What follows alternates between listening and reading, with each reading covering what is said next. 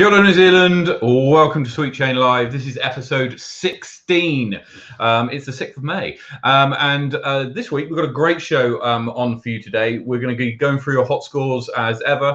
And then I'll be joined by Charlotte Dunkley and Paula Wilson, who are the tournament directors for the Women's Global event, which you can't not have heard about so far.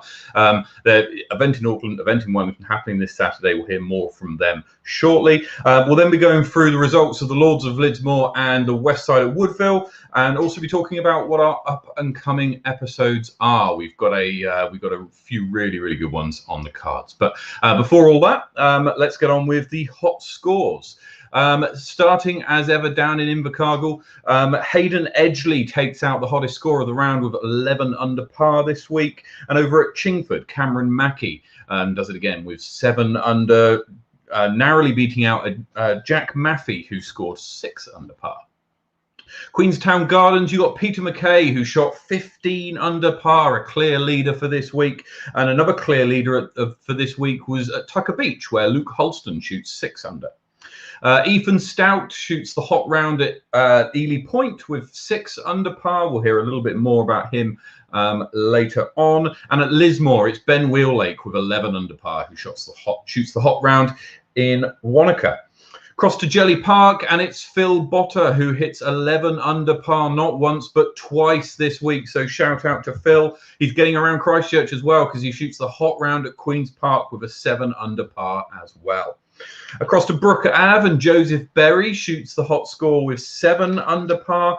And across to the capital, particularly pleased with this one, Brady Cush, Team Sweet Chain's Brady Cush hits 7 under par on the main tees, and then straight away hits a course record 7 under par on the championship tees. So shout out to the human highlight of Brady Cush there. Fantastic work.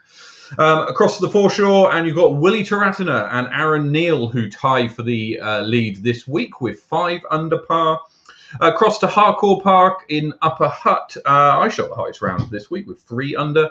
Across to the mighty Manawatu at Linklater, Joel Simpson shoots 4 under par, and Trevor Woolman hits a red-hot 5 under at Inglewood. Up to Rosedale, and Steve Jessup seems to be the only one who plays that course. Nevertheless, he shoots a very hot 4 under. And at Woodville Red Tees, it's Hitchy 42 and Jake, who both hit 1 under. So very well done to all of our hot rounds for this week. Now it's time to bring in my 2 guests. My 2 guests are Charlotte Dunkley and Paula Wilson, and they are the tournament directors for the Women's Global event that's happening this weekend. So welcome, Charlotte and Paula. Hi. Hi, Matt. So it's the Thursday before a weekend or a Saturday that you've been organising for some time now. Everything sorted? 95%. Mostly there? Mostly. Yeah, I understand that you've got a house full of discs and a house full of players packs waiting to go out. Pretty much. Yeah, my little house is packed to the brim. Excellent stuff. Well, any tournament director who's had to put players packs together knows about that. So what I want to know is a little bit more about the tournaments that are coming up. So Charlotte, I'll start with you. Your tournament in Auckland, how many players are you up to? What's the kind of way the tournament's going to be held? How's that going? So we're up to, I think, 29 players who are registered, and we've got a few are looking to turn up just on the day, which is probably double what we're expecting. We're expecting originally about 14. So it's pretty cool to see that many ladies come out. And yeah, we'll just be playing standard 2 rounds on the Saturday. And you're at Henderson, right? Yeah, so we're at Henderson Park, and we're taking the standard 9, adding 2 extra baskets to it, and doing a bit of a safari course. So be a bit of backlog, but I'm sure it will work out. Yeah, and backlog that I don't think anyone was expecting. Paula, what's going on in Wellington? So we're playing at Harcourt Park, which is just 5 minutes from my house, and it's going to be 2 rounds of 18. I've got 39 players. I thought it would be like 20 to begin with. But they keep flying in, like even in the last few days, I'm like, oh, like it's getting up there. And we're just going to do just a similar format, 2 rounds, lunchtime in between. And there's quite a lot of people that haven't played tournaments before. So it's probably going to be a day where they get to become accustomed to the format and also have a bit of fun as well. Because between the two of you, you've mentioned that you've got close to 70, if not 70 ladies playing across both events, which is fantastic. First up, so congratulations to the two of you for doing that. That's an insane number. 70 ladies playing sanctioned disc golf on one day is incredible. You've also both mentioned that you were expecting about half the number that you've actually got. So Charlotte, what do you think is the driving force behind getting as many as you've got in Auckland? I think it's just us getting out there in the community a bit more. So up in Auckland, we run a monthly women's event, well, catch up really, very social. And so we've had more and more ladies join that and see us in the community, being a bit more fun rather than serious. And as well as that, more females play, the more we see other females play and we go talk to them.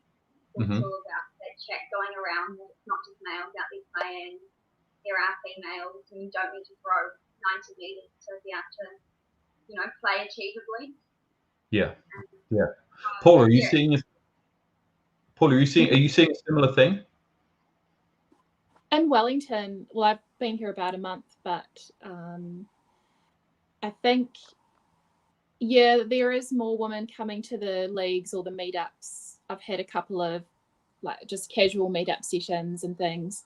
And then when they hear of the tournament, I think they're quite excited that it's exclusively women. And so there's a lot of driving point behind that, just having women only. And also there's been a huge amount of like ultimate players that have crossed over and playing disc golf as well. So there's actually probably like maybe 20 people I've not met or heard of, and they've signed up for the event. So that's pretty cool. That's fantastic. It's fantastic, and it kind of brings me on to into my next question. What are your goals for this tournament, Paula? What are you hoping to achieve from this? I didn't have any goal really. I just thought it would be cool to have an event, and I think just to make it like a really cool day, which would be awesome. Like there's actually a little rumor that it's not official. It's just something we're joking about at the moment, that would have a bouncy castle there just for fun. But it'll happen. We'll see. But I don't know, just fun, and hopefully it will be cool if like the new players would continue to play disc golf as well, and maybe take that up more. Charlotte, have you got any thoughts in mind about what happens after this tournament? I think it would just be nice to see more ladies out playing. A few more at tournaments. But I think the idea that you don't have to play tournaments to play disc golf, big driving factor is normally the competition. And it's fine for people who do want to compete, but it's quite nice to have that social factor as well. So I think continue to see the growth of the social event. We've got a question from in the comments, which I'm going to bring up. Hemi's asked, is that one of the WGE discs in Paula's background? Yeah, there it is. Excellent. Look at that. And that's in the players packs, eh? Yeah, it is. Yeah, you actually get 2 discs in the players pack and a few other goodies, which is really cool. It's quite a good players pack actually. And I know, Charlotte, you've been working on a players pack up in Auckland as well that's got some of the PDGA stuff in, and lots from some of the local sponsors that you've got as well. Yeah, we've got a full bag of goodies for the girls, a mixture of food and what else is in there? The mini and then some ladies at the WGA as well, still on top.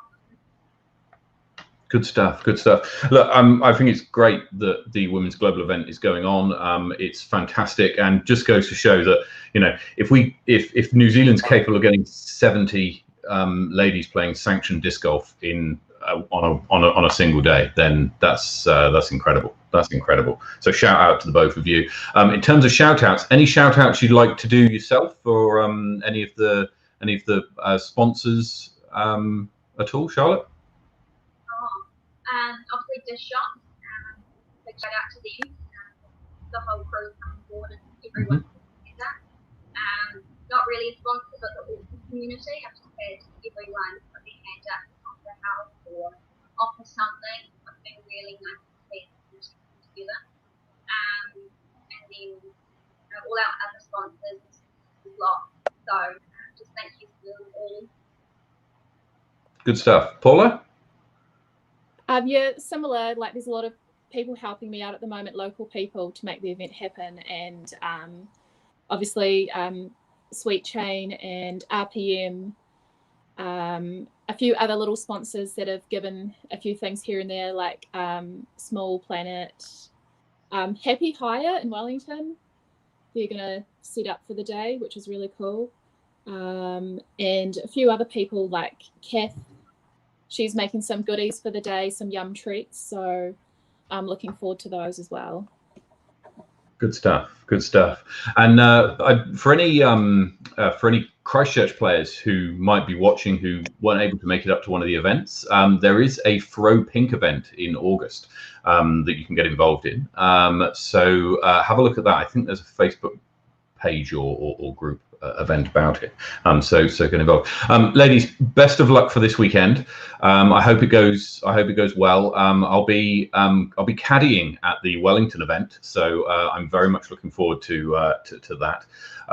So very best of luck. Hope it goes well, and yeah, thanks very much for coming on. Thank you. Excellent stuff. The Women's Global event is going on this weekend. If you're in one of the centres, then get along to support and show your appreciation for some of the great disc golf that's going to be played and that you'll be able to see. If you're not there, Brook Park Brave is also on this weekend. There are still spaces, I think, for that tournament if you can get to Te Kuiti this weekend. Otherwise, I'll cover some more up and coming tournaments in a second. Looking back now at last week's results, we had the Lords of Lismore event occurring. Results for that: in tied fourth place, we had Sky Lovell, Stephen Reed and Ben Wheellake, all on 16 under par. Simon Feasey came in third with 18 under, Luke Holston with 19 under, and Ethan Stout with 27 under par. So big lead there for Ethan. In the advanced division, it was Isaac Sasasunuma Howard with 22 under, Hemi Teafetu with 19 under, and Ryan Cambridge with 19 under as well, making out the top three there. And Liana Crestino takes out the FPO division.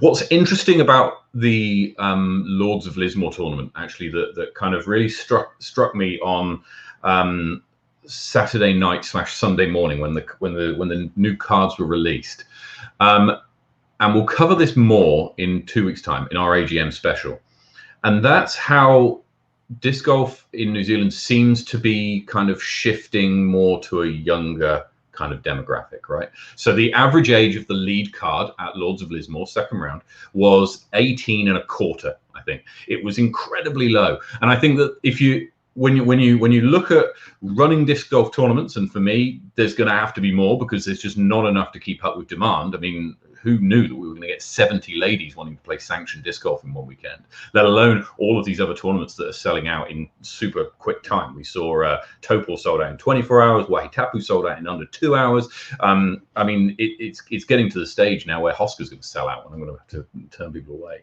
That'll never happen. But anyway, you get my idea that the makeup's changing. So in a couple of weeks' time, when we talk to the wannabe tournament director and the wannabe chairman of New Zealand Disc Golf, then we'll be asking them those kind of questions. How are you going to deal with the fact that people might not get to go to a tournament in their first year of playing, or in their local tournament may well sell out in the time it takes for them to read a Facebook post? I mean, what's going to happen in those kind of situations? Answers that I want, and I'm sure that there are others out there who want it as well.